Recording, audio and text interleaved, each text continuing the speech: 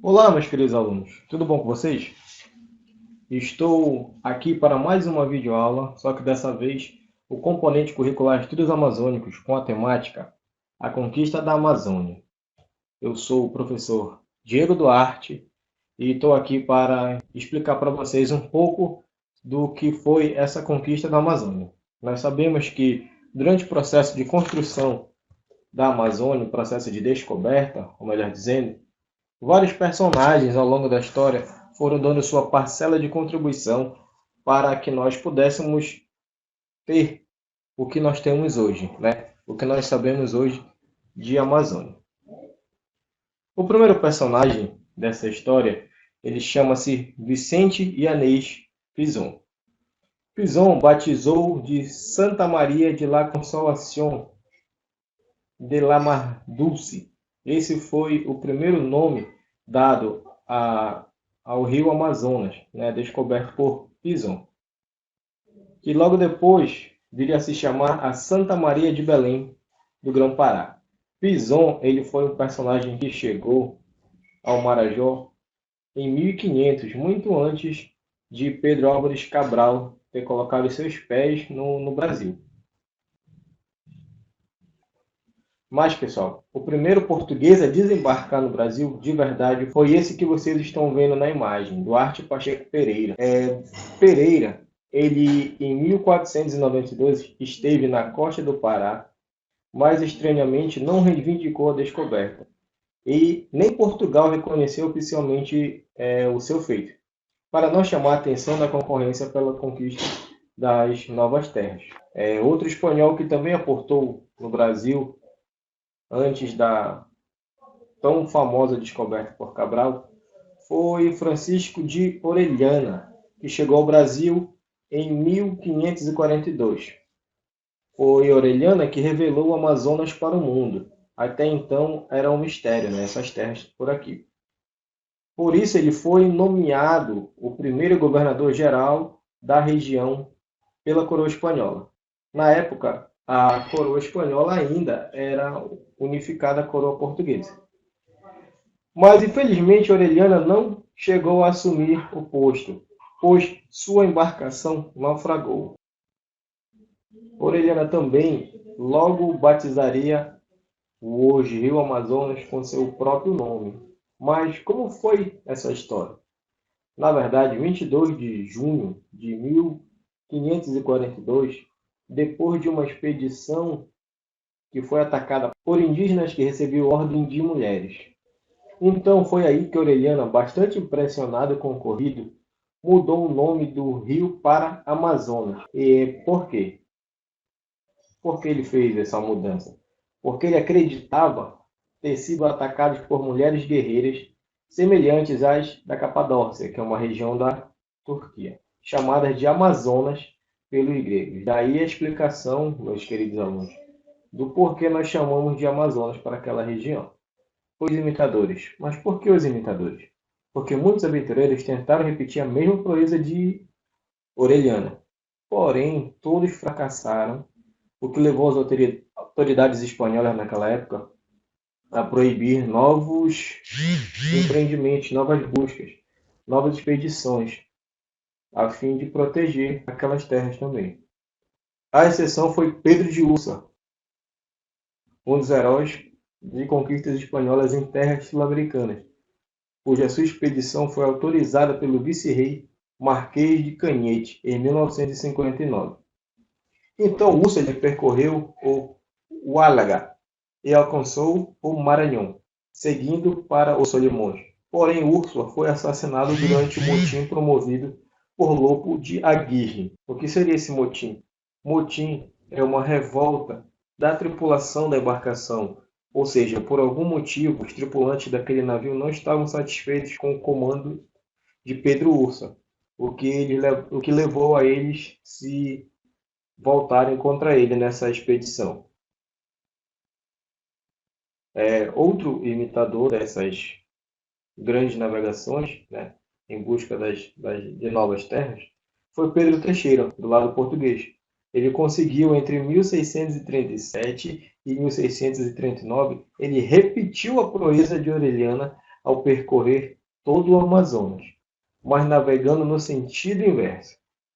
Teixeira fixou nova fronteira do Brasil com o Peru, sepultando definitivamente o Tratado de Tordesilhas. Para quem não sabe o que era o Tratado de Tordesilhas, era um tratado, um acordo, né, feito entre Portugal e Espanha, que traçaram uma linha imaginária praticamente ao meio do que agora seria o território brasileiro e dividiram as terras. Metade ficaria para a Espanha e a outra parte ficaria para Portugal. Durante a viagem de Pedro Teixeira, ele teve que travar numerosas batalhas para livrar a região dos invasores estrangeiros. Muitos estavam estabelecidos com feitorias na Foz do Xingu, inclusive em negociações diretas com os indígenas no Tapajós, em outros pontos do Vale Amazônico.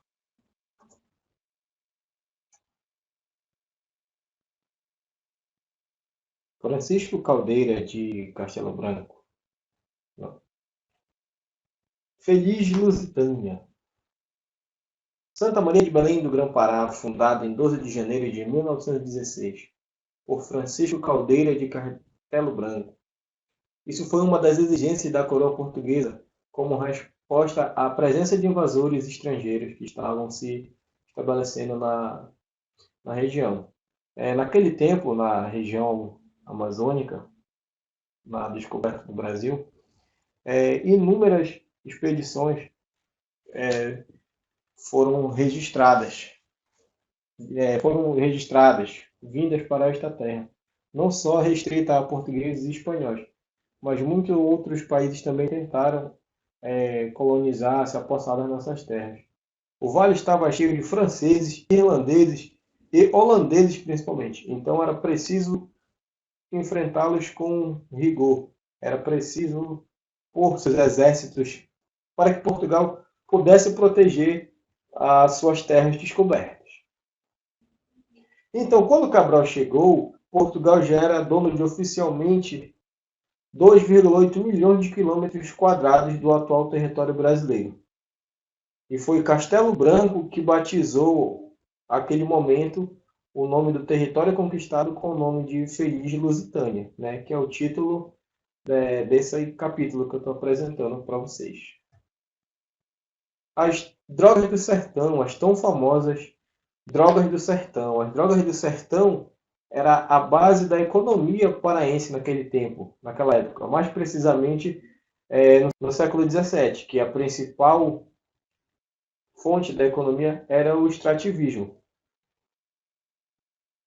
Então, o que seriam essas drogas do sertão? As drogas do sertão nada mais eram do que os produtos que eram possíveis se extrair naquela época, como o cacau, a castanha do Pará, o urucum, gengibre, guaraná, o amendoim, o fumo, o algodão. Eram produtos florestais, né, que receberam esse nome de drogas do sertão.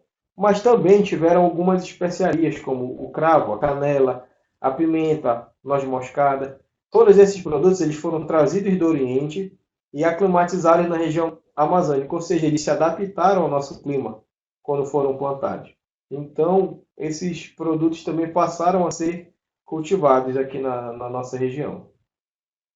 Entre 1662 e 1667, as condições da vida de Belém já começavam a melhorar em consequência das exportações, ou seja, da venda para outros países desses produtos aqui adquiridos. Apesar de os primeiros colonos enfrentarem resistência dos índios e a hostilidade natural da selva, ao coletar ou cultivar os produtos destinados à exportação. Ou seja, mesmo os colonos enfrentando todas as dificuldades de adentrar a mata e a resistência dos índios, eles ainda assim conseguiram cultivar muitos produtos para a exportação. Já em 1621 é criado o estado do Grão-Pará e Maranhão, tendo como capital a cidade de São Luís. Então esse estado ele era separado do estado do Brasil, na qual a capital ficava em Salvador. Portugal tinha o objetivo de melhorar a presença naquela região e incentivar a coleta das drogas do sertão, que era a base da economia naquela época, e o cultivo das variedades que eu já citei anteriormente. Então, nessa época, Belém já contava com 500 moradores e havia 7 engenhos de cana-de-açúcar na região. Além do açúcar, aguardente e melado já eram subprodutos que já eram produzidos naquela região. Outro capítulo da conquista da Amazônia foram as missões jesuítas. E o que consistia nessas missões dos padres jesuítas, né? Eles tinham permissão para evangelizar e reunir os índios em aldeamentos, ou missões, né, como era chamado na época. Mas aproveitavam para usá-los na lavoura e na coleta das drogas do sertão. Também, né, eles comercializavam esses produtos diretamente, mas sem que o governo soubesse desses movimentos comerciais.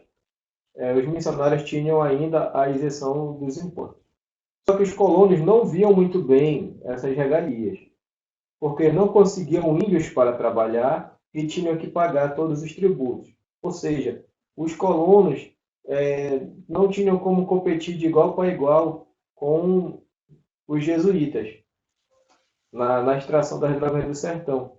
Por quê? Porque os colonos eles tinham que pagar impostos e eles não tinham o domínio sobre os índios, né, que os jesuítas tinham naquele momento.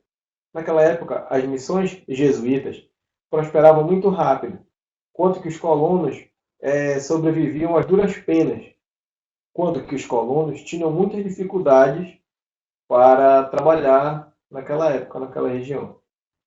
Os jesuítas obtiveram tanto sucesso, momentaneamente, os autores falam que foram os jesuítas que iniciaram a criação de gado no Marajó. Essa imagem que vocês observam agora na tela é a imagem de Marquês de Pombal. Foi Marquês de Pombal que expulsa os jesuítas daquela região. Os jesuítas foram bastante criticados naquela época, mas também eles criticavam muito a violência empregada pelos colonos para obter o controle dos indígenas. Já em 1686, Portugal, por meio do Regimento das Missões, tentou autorizar o trabalho indígena, proibiu a presença de brancos e mamelucos e quebrou o monopólio da Companhia de Jesus, ao permitir que outras ordens religiosas aqui se estabelecessem. Logo vieram também os franciscanos, os mercedários e os carmelitas. Os açorianos. Os açorianos foram outro capítulo da história do processo de conquista da Amazônia, né? Mas o que foram esses açorianos?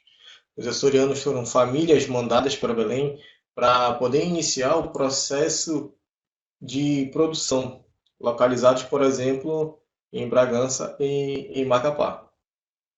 Diante da proibição da escravidão, foi criada a Companhia do Comércio do Grão-Pará e Maranhão, onde se originou de uma petição encaminhada em 1752 pela Câmara Municipal de São Luís do Maranhão. Essa política ela se deu até metade do século XVIII, quando foi autorizada a miscigenação para acelerar o processo do povoamento. Porque até então o Estado português ele não reconhecia a união entre colonos, índios e africanos. Mas a partir dessa nova política, passou então a promover casamentos entre as três raças, onde os casais formados sob essa nova política passam a ser aquinhoados com a terra, equipamentos e isenção fiscais. Além dessas vantagens, eles tinham prioridade para ocupar cargos públicos. Então, essa distensão resultou numa explosão demográfica fantástica, que só foi contida pela varíola em 1743 e 1749, quando mais de 40 mil pessoas morreram vítimas dessa doença no Vale Amazônico. Os colonizadores, nessa época, eles encontraram muitas dificuldades para se firmar na região. Dentre esses problemas que eles enfrentaram eram o desconhecimento da região, a floresta densa, A vastidão e o emaranhado de rios, os insetos, os índios e até os invasores eram um desafio permanente para os colonos se adequarem naquela região. Estabeleciam preferencialmente as margens dos rios, visando facilitar o deslocamento das pessoas e de mercadoria. Muito bem, meus queridos alunos. Chegamos ao final de mais uma videoaula. Espero que vocês tenham gostado, tenham entendido um pouco desse processo de conquista das terras amazônicas. Nós passamos desde os primeiros conquistadores até o processo de estabelecimento deles na nossa região, como eles viveram, e eu espero que vocês tenham gostado.